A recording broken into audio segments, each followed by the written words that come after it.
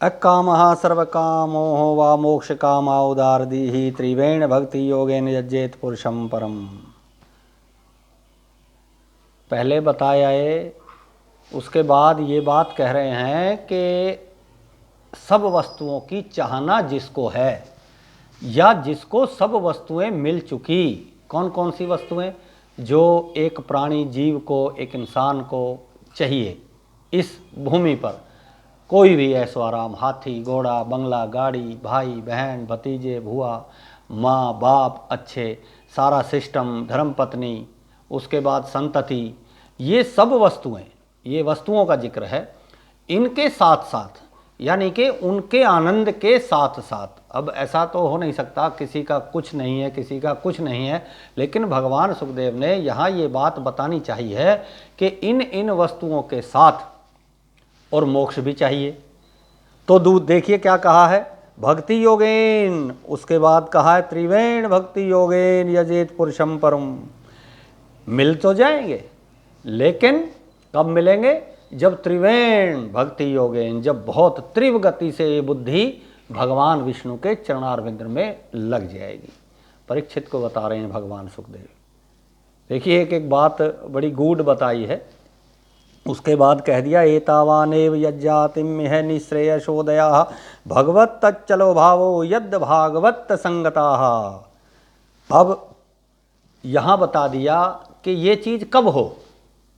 एक तो ईश्वर में अचल भाव हो कि हाँ भाई कोई ना कोई डिपार्टमेंट ऐसा भी है जो हमारे को गलत करते हुए भी देख रहा है, भले ही हम अंतःकरण से कर रहे हैं।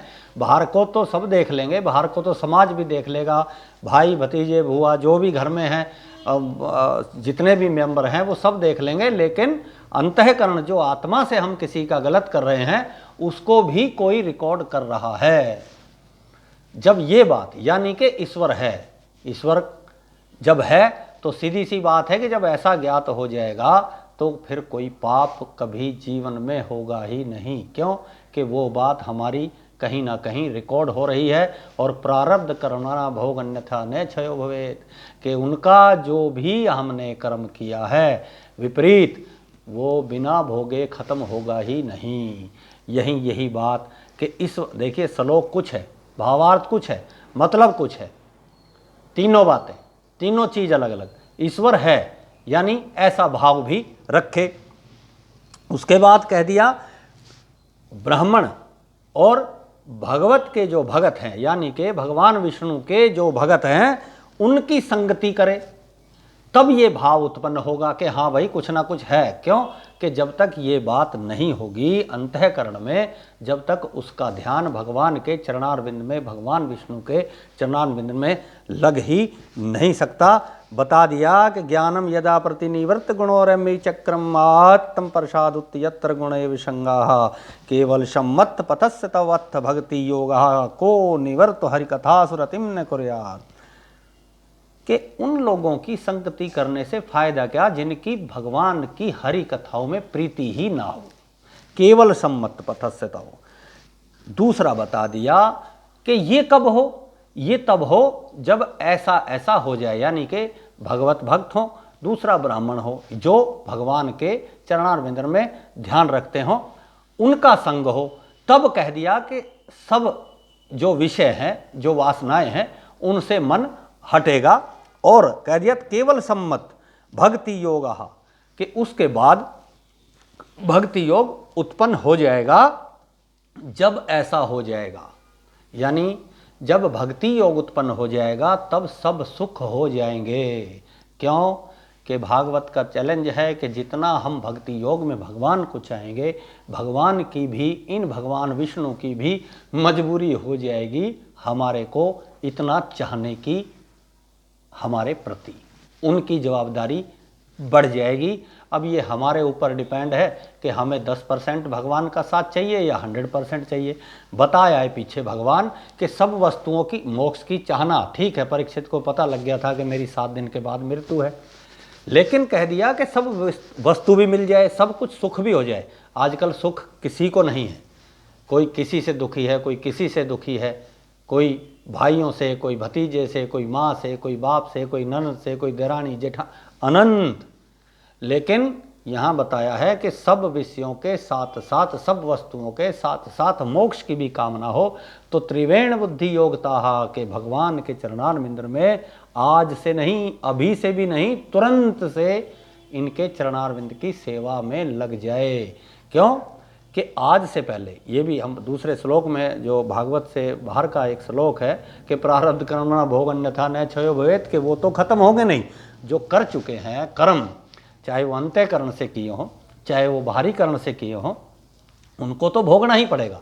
लेकिन जब भगवान के चरणारविंद में भगवत भक्तों की संगति और भगत के संग से या ब्राह्मणों के संग से भगवान के चरणारविंद में प्रीति जब हो जाएगी तो ये भक्ति योग उत्पन्न हो जाएगा और कल्याण हो जाएगा, सब सुख तो नेचुरल ही हो जाएंगे। इतना बड़ा जो भेद भगवान सुखदेव जी परीक्षित को बार बार समझा रहे हैं। अब यहाँ जब कथा चल रही है तो जिक्र आया है सोनक उवाच है। श्लोक में देखिए क्या कहा है। इत्यभि व्याहर्तम राजा नीशम भृतऋष्यवाहा किमन्य यत् पृष्ठवान्य भूयो वैयाश्यमः किम ऋषिं कविम् एतस्य श्रूयताम विद्वन्न सूत नो हर्षिः भासितुं कथा हरिकथोदरकः सया सतां सयूषस्य ध्रुवं सैवै भागवतो राजा पांडवेयो महारथा बाल क्रीडन कई क्रीडन कृष्ण क्रीड़ाम याद दे। पूछ रहे हैं सौनक आदि ऋषि के हे प्रभु, हे सूत जी भगवान, हम आपसे ये पूछना चाहते हैं कि जब इतनी कथा भागवत की परीक्षित ने सुन ली तो फिर भगवान वेद व्यास जी के जो बेटे हैं, शब्द ब्रह्म के ज्ञाता हैं, ये देखिए एक एक शब्द बड़ा कीमती है कि जिसका कोई मोल नहीं है। शब्द ब्रह्म ज्ञाता यानी कि भगवान सुखदेव ब्रह्म के ज्ञानी हैं, पारमहंस है, पारमहंस के रूप में है, उसके बाद पर ब्रह्मदर्शी भी हैं। उस भगवान देखिए दोनों ही हंसवृत्ति के हैं, परमहंस सुखदेव हैं, हंसवृत्ति के भगवान वेद व्यास जी हैं का मतलब है कि वो आज भी हमारे आपके बीच में है।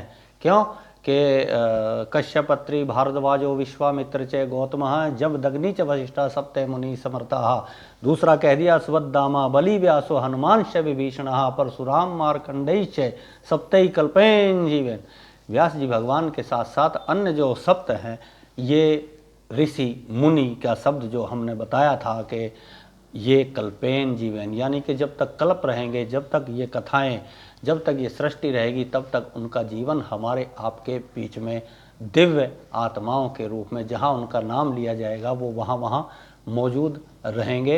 ये भागवत का चैलेंज भी है। दूसरा पूछ रहे हैं कि उनसे फिर सुखदेव जी से क्या पूछा। हे विद्वज्जन, हम आपसे सुनने की इच्छा करते हैं, कामना करते हैं। उसके बाद बता दिया कि जिनकी इन कथाओं में रुचि नहीं, यानी कि भगवान की कथाएं कोई सी भी कथा हो, किसी भी रूप में हो रही हो, लेकिन भगवान विष्णु से रिलेटेड हो, उन्हीं के चरणा वासुदेव भगवान से रिलेटेड हो, उन कथाओं में जो कोई रुचि ना करते हो, 16वें अध्याय में ये बात बता दी। आयुर हर्ति वही पुंसाहम उधन्नस्यतम चयन्न सहु तस्य अर्थे यत् क्षणो हो नीतबुत्तम सलोक वार्तया। के वो लोग जो भगवान की कथाओं में प्रीति नहीं करते, उनकी आयु बेकार है। खामखा 120 साल अपने सिर पे रख के उसके बाद 4 जने कोई भी समाज उठा के और अग्नि के हवाले कर देगा, या जैसा जैसा जिसका धर्म है वो वहाँ चले जाएंगे, जिन्होंने भगवान के चरणारविंद की सेवा, उनकी वंदना नहीं की। 17वें श्लोक में फिर बता दिया। तरवा किम न जीवंती भस्त्रा किम न संतयुत न खादंती च मे हंती किम ग्राम पशुओ परे। बता रहे हैं, जड़ का जिक्र यहाँ किया है कि क्या पेड़ सांस नहीं लेते, क्या धोकनी, क्या श्वास, एक बता रहे हैं आगे श्लोक में, कह रहे हैं कि गांव के जो पशु हैं, ग्राम पशु अपरे है, कि गांव के पशु में जो वो क्या खाते पीते या मलमूत्र नहीं करते। यानी कि ये जो जीव जंतु है, जो भी जड़ का जिक्र आया है पशु का, कि जो ऐसे भी जीव जो जड़ रूप में हैं, जो पशु रूप में है, जो जीव जंतु रूप में है, क्या वो खाते पीते नहीं है? लेकिन फर्क क्या है कि वो भगवान का नाम, भगवान के संकीर्तन नहीं कर सकते, जो हम और आप इस मनुष्य लोक में मनुष्य के रूप में होके कर सकते हैं। उसके बाद देखिए क्या बता रहे हैं, सवृटवरारोह उष्ट उष्ट खरई संस्तुत पुरुषः पशु न यत्त कणपथोपेतु जातु नाम गदाग्रजाः बिलेवरोत्र क्रम विक्रमान ये न शृण्वतः कर्णपुटे नर्ष्य जिव्यासति दार दुरकेव शूतन चोप्यगायत उरुगाय गाथा। कि जिसने परमेश्वर के चरित्र जो मनुष्य कान से न सुने, उनके कान बता दिए कि सांप के बिल के समान है। उष्ट का जिक्र आया है। उष्ट का जिक्र का मतलब है कि कुत्ता, घोड़ा, ऊंट, गधा, कह दिया कि ये किसकी स्तुति करें, यानी कि उन लोगों को इनकी श्रेणी में रखा गया है जो भगवान के चरणारविंद की सेवा या उनके कीर्तन भजन आदि में मगन होकर नहीं रहते, या जिन्होंने भगवान का ध्यान इस तरह कभी अपनी जिह्वा से। उसके बाद बता दिया कि ऐसे लोगों के कान सांप के बिल के समान हैं। हे सूत, जिनकी जीभ से परमात्मा का नाम नहीं निकलता और भगवत कथा नहीं निकलती, कह दिया कि खोटी जीभ मेंढक की तरह टर टर ही करती है, यानी कि अपनी बुद्धि से ही बड़े विद्वान है वो, बाकी लेना एक न देना दो। क्यों? आज भी बहुत से विद्वान अपने आप को बड़े 30 मार का समझते हैं, जब कभी भगवान की बात आएगी, अरे हाँ बड़ा आया भगवान भगवान, कोई भगवान भगवान नहीं, कर्म करे जाओ, कर्म प्रधान है। अरे कर्म का जिक्र तो 700 श्लोक है गीता में, भगवान ने खुद अर्जुन को बताया था, वो उसने नहीं समझ पाया। हम और हमारी आपकी क्या क्षमता, जिसको साक्षात बताने वाले भगवान थे। बड़े आए कर्म के ज्ञानी। कौन कर्म से अपने से कर रहा है? भले ही ब्राह्मण हो, भले ही क्षत्रिय हो, वैश्य हो, शूद्र हो, कौन कर रहा है? पंडित कितने, कोई भी एक जो व्याख्या है, देखिए भागवत बता देगी आगे आगे। यहाँ जो शब्द आया इसलिए हमें ये प्रसंग करना पड़ा, क्योंकि बहुत से विद्वान जो है भगवान के गुणों को झूठे फरेबी बता के उनका मजाक। लेकिन ये भी चैलेंज है कि ऐसे लोग बिना भोगे पीछा उनका छूट ही नहीं सकता। अंत है समय जब आ जाएगा ना, तब सब कुछ याद आ जाएगा कि हाँ वहाँ पे भगवान की बुराई करी थी, वहाँ ब्राह्मणों का तिरस्कार किया था, वहाँ विद्वान को मारा था, वहाँ गाली गलौज किया था। बहुत से ऐसे केस हैं, बहुत से, एक नहीं। भागवत के माध्यम से ये बात बताने की ज़रूरत नहीं है, खुद आप भी अपने आस पास में ये चीज़ें महसूस कर सकते हो। आप बाहर से ना करो, अंतःकरण से ज़रूर आप इन बातों को महसूस कर सकते हो कि हाँ फला आदमी ने उस समय ऐसा दुर्वाक्य भगवान के लिए कहा था और आज उसका ये हाल हो रहा है। यही ये बात भगवान सुखदेव जी बताने की चेष्टा, बताने की कोशिश यहाँ कर रहे हैं, और सौनक आदि ऋषियों को सूत जी बता रहे हैं कि ऐसे लोग इन श्रेणियों में रखे जाते हैं, जैसे स्वान, उष्ट, गधा, कुत्ता, बिल्ली, इनकी श्रेणी में उनको रखा गया है। नहीं निकल रहा उनका, कह दिया कि मेंढक की तरह उनकी जिह्वा भी बकवास करती है। दूसरा देखिए और बताया है, भारा परम पट्ट किरीट जुष्टम उपय उत्तमागम न नमेन मुकंदम शावो करो नह कुर्ता सर्प्याम हरे लसत कांचन कंगणौवा। रेशमी वस्त्र पहन लेने से, यानी बहुत सुंदर सुंदर परिधान पहन लिए तो बहुत बड़े आदमी बन गए, बोले कुछ, अरे भाई बड़ा राजा का बेटा है। लेकिन उसके बारे में भी भगवान ने कहा है कि कोई फ़ायदा नहीं ऐसे रेशमी वस्त्रों का। दूसरा बता दिया, शोभायान किरीट युक्त सिर पर जो भक्त वत्सल प्रणाम को नहीं करता, उसका केवल मस्तक, सिर जो है वो इस बॉडी पे भार ही है। जो ऐसे भगवान को सादर प्रणाम ना करे, भले ही कितना ही रेशमी परिधान पहन लिए हों, भले ही कैसा ही राजा का बेटा हो, भले ही हीरे जवाहरात लगे हों, लेकिन भगवान का नाम अगर जिह्वा से या मस्तक भगवान के आगे नहीं झुका तो वजन लाद कर ही घूम रहा है बॉडी के ऊपर, वो मस्तक बेकार है। उसके बाद देखिए, हाथों में बता दिया कि कंकण हरे लज्जत कांचन कंगन हुआ, कि हाथ में अगर कंगन भी पहन लिए लेकिन इन हाथों से, उन कंगन भरे हाथों से, सोने चांदी हीरे जवाहरात के उन हाथों से भगवान की सेवा अगर नहीं की तो काष्ठ की करछी के तुल्य, मतलब बेकार, जो कुछ काट नहीं सकती। काष्ठ की करछी बताया है, चक्कू काठ का जो किसी को काट नहीं सकता, लोहे का तो काट दे। यहाँ भगवान सुखदेव ने काष्ठ की करछी का जिक्र किया है कि ये कंगन क्या वो दिखाने के लिए है कि मैंने ऐसे पहन रखे हैं। हम पीछे भी ये बात बताया है कि चलिए अस्तु, ये बात आगे फिर भगवान खुद बताएंगे सुखदेव भगवान का। अब देखिए दूसरा कह दिया कि जिन नेत्रों ने बांके बिहारी की, भगवान सच्चिदानंद की, भगवान विष्णु की मनोहर झांकी न निहारी और महात्मा पुरुषों को दर्शन न किया, वो मोर पंख के समान सदृश है। बहुत सुंदर तो लगती है लेकिन किसी काम की नहीं, ऐसी आंख। देखिए बरहायते ते नयने नराणाम लिंगान विष्णोर न निरीक्षते, ये जिन्होंने दर्शन नहीं किए। उसके बाद पाद और मणाम तौ द्रुमजन भाजो क्षेत्राणि नान व्रजते हरियो, ये पैर भी बेकार हैं जो भगवान के प्रतिमा तक, भगवान की मूर्ति तक, यानी कि किसी मंदिर देवालय तक चलकर नहीं गए, उनको भी बिल्कुल बेकार का दर्जा यहाँ दे दिया भगवान ने। कह दिया कि वृक्ष के समान बता दिया, जड़ है। बहुत हैं ऐसे, आपके हमारे आसपास ही बहुत हैं जो बड़े बड़े डींग मारते हैं। क्यों? कि संपन्नता उनके पास है, मान लिया, वो उस संपन्नता में इतने चूर हैं कि उस परम पिता परमात्मा को जिसने वो चीज सब दी है उसको भूले बैठे। और भूले भी क्या बैठे, वहां तक जाएंगे। बहुत से तो हमने ऐसे देखे हैं कि मंदिर के बाहर जब खड़े होकर नमस्कार, दूर से वो लगा हुआ है 200 मीटर पर गेट, तो चप्पल उतार के चप्पलों पे खड़े होकर भगवान की मूर्ति को, के हमने चप्पल तो निकाल दी लेकिन कहीं मंदिर का रेत उनके पैरों में न लग जाए, तो चप्पल निकालेंगे फिर पैर रखेंगे फिर नमस्कार करेंगे।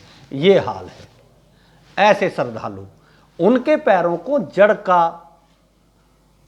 जो है वो बताया है कि उनके पैर जड़ के तुल्य हैं, यानी पेड़ पौधों के बराबर उनकी श्रेणी है। वो भले ही चल फिर रहे हैं, तेना ही नम पशु भी समाना, कि जिनमें ये चीज़ नहीं है वो उन पशुओं के ही समान भगवान सुखदेव ने बताए हैं। अब देखिए 22वें श्लोक में फिर क्या कहा है, जीवन शवो भागवतांघ्रेणुम न जातु मृत्यो भी लभ्येत यस्तु श्री विष्णु पदा मनुजस्य तुल्यस्याः सब संचयो यस्तु न वेदगंधम, कि जिनके शरीर में, अब एक एक शब्द बड़ा मैंने कहा था कि भागवत गाने बजाने वाली नहीं है। अभी तो भागवत का जो एक एक रहस्य, एक एक शब्द जो आगे खुलने जा रहा है, अभी हम लगभग 18,000 श्लोक में से 300 श्लोक मात्र बड़ी मुश्किल से पढ़ पाए हैं। दूसरा सकंद ही हमारा अभी चल रहा है। यहाँ बता दिया कि शरीर में ब्राह्मणों के और नारायण के रज की, यानी कि उनकी चरण धूलि जिन चरणों में स्पर्श न हुई, वो प्राणी जीता हुआ भी मृतक के समान है। उसके बाद कह रहे हैं कि विष्णु पदहा मनुष्य जस्सु तुलस्याः, कि जिसने भगवान विष्णु के ऊपर चढ़ी हुई तुलसी की गंध ना ली हो। तुलसी भगवान की सर्वप्रिय है। सुखदेव जी भगवान ने ये बात बता दी कि चढ़ी हुई तुलसी की गंध ना ली हो, वो तो श्वास लेता हुआ भी मृतक के समान है। यानी कि भगवान विष्णु को तुलसी अति प्रिय है, शालिग्राम भगवान को तुलसी अति प्रिय है। उसकी गंध यानी उसका जो खुशबू है वो जिसने ना लिया हो। आजकल देखा होगा बहुत से लोग बाग जो हैं, बहुत से श्रद्धालु तुलसी को चढ़ा तो देते हैं भगवान पे, लेकिन उसको या तो उठा के फेंक देंगे या जो है वो वेस्टेज हो जाती है। यहाँ भगवान ने ये बात बताई है कि उसकी गंध तो लेनी ही लेनी है। उस तुलसी को आप भी कोशिश करें कि फेंके ना। आजकल हर घर में चाय बनती है, हर घर में चीनी है, आप उस चीनी में या उस चाय की पत्ती में उस तुलसी को मिला दें तो आपके साथ साथ उस गंध की, उस तुलसी की जो रज, जो अनुकंपा है, वो सभी आपके परिवार में भी मिल जाएगी और उनको बिना चाहते हुए भी उस तुलसी का प्रसाद मिल जाएगा। बता दिया कि ऐसा अगर जो नहीं करता है वो मृतक के समान है। यदस्य सम्महसारम हृदयम वदेतम यद ग्रहे माणिर्हरिनामध्ययी न विक्रेताथ यदा विकार नेत्रे जलम गात रूहेषु हर्षाः। अब देखिए कितनी बात यहाँ भगवान ने बता दी कि बड़े खेद की बात है, बड़े दुख की बात है कि जो भगवान के भगत हैं उनको छोड़कर जिनके हृदय में भगवान का नाम नहीं। दूसरा बता दिया कि जब जब जहाँ जहाँ इन भगवान के, भगवान विष्णु की कथाओं का जिक्र कहीं होता हो और ऐसी कथाएं जहाँ चलती हों जहाँ उनको अंतःकरण में उन कथाओं से अलग भगवान की कोई छवि नज़र आ जाती हो और उनके शरीर के रोम ना, ये हम आगे बताएंगे कि ये कौन सी उपाधि है जब शरीर के रोम यानी कि एक एक अंग का एक एक कण, जो रोम का मतलब है कि रोंगटे आप कह सकते हैं सीधी भाषा में, ये खड़े ना हों उन भगवान की कथाओं को सुनकर। क्यों कि कहीं छोटी सी बात चल रही है और आप भगवान में लीन है, आपको ये बातें, जो बात भगवान सुखदेव जी पीछे बताया है, ये चीज़ें सब उपलब्धियां आपको हो गई तो नेचुरल सी बात है कि आपके रोंगटे उन बातों को, उन भगवान के गुणगान को याद करके वो रोंगटे खड़े हो जाएंगे। और कह दिया कि अगर जिनका ऐसा नहीं होता हो वो पाषाण के समान है, यानी कि भगवान की कथाओं को सुनकर जिनके रोम ना खड़े हों, जिनको हर्ष ना हो, वो पाषाण समान है, यानी कि पत्थर से बने हुए हैं। क्यों कि अथाभिधेयांग मनो अनुकूलम परभाषते भागवत प्रधाना यद्दा है वैयाश्य किरातम विद्या विशारदो नृपतिम साधु पृष्ठाः। कि हे देवताओं, उनके लिए शब्द आया है, हमारे मन के अनुकूल तुम कहो। क्यों कि सोनक आदि ऋषियों को भी मोक्ष चाहिए था, जो लोग सूत जी से वहाँ कथा सुन रहे थे और यही बात भगवान से वो पूछ रहे हैं कि हम ऐसा चाहते हैं कि जो भगवान की कथाएं हों। और व्यास नंदन पूछ लिया, व्यास किरातम विद्या विशाल नृपतिम साधु पृष्ठाः, कि वो बातें आत्मविद्या के ज्ञाता से, यानी व्यास नंदन भगवान सुखदेव जी से आत्म ज्ञाता का जिक्र आया है। आत्म मतलब परमात्मा और उनके ज्ञाता, ज्ञाता मतलब उनके जानकार, यानी कि भगवान सुखदेव तो साक्षात भगवान के जानकार हैं। ये बात बता भी आए पीछे भगवान कि हम तीन ही उनके बारे में जानते हैं, व्यास जी भगवान ये बात बताया है। यहाँ यही बात सोनक आदि ऋषि पूछ रहे हैं कि उन विद्या विशारद नृपतिम साधु पृष्ठाः, कि जो उन ज्ञाता से राजा ने पूछी वो बात आप भी हमसे कहिए। बोलिए सच्चिदानंद भगवान की जय। अब यहाँ से आगे देखिए श्रीमद् भागवत भगवान सुखदेव कहना आरंभ करेंगे। जो चौथा अध्याय है वहाँ एक हम आपको और भी गूढ़ रहस्य इस भागवत का बताएंगे, जहाँ से भगवान सुखदेव ने ये भागवत शुरू की है। अस्तु, प्रणाम।